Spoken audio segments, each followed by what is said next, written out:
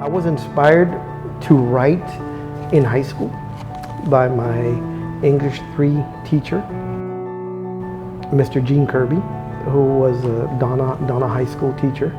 I did not like writing until I took his class, and he's the one that inspired me to become, to enjoy writing. The writing poetry didn't come until, I want to say, close to 20 plus years ago, when I was a classroom teacher. I wrote a story, a poem on, it's a Christmas story. 2 characters who are 2 boys.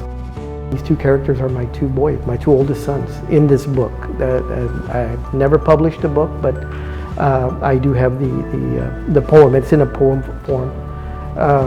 And I used to read it to my 5th grade students every year around the Christmas time. And they really enjoyed the story. So after I wrote that book, I kind of got inspired to write some poetry off and on. Other kinds of poems I've written are more of inspirational poems, and they all, I get inspired by reading a Bible verse, just one quote from the Bible, and then sometimes I reflect on that and I write a poem about that. And I have about 4 or 5 poems that I've written on different Bible verses. And that is just, it just happens to be at that moment that I'm inspired for that particular poem, and I'll put my pen or pencil that I have and I'll just reflect on that poem, and just something comes out of it.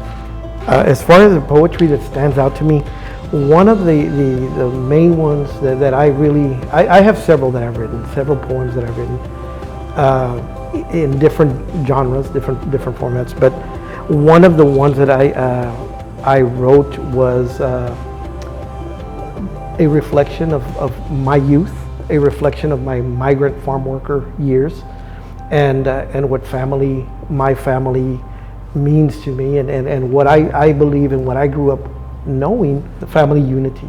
And so I wrote a poem titled "The Jar," and the jar is a metaphor in this poem of the experiences in my life growing up.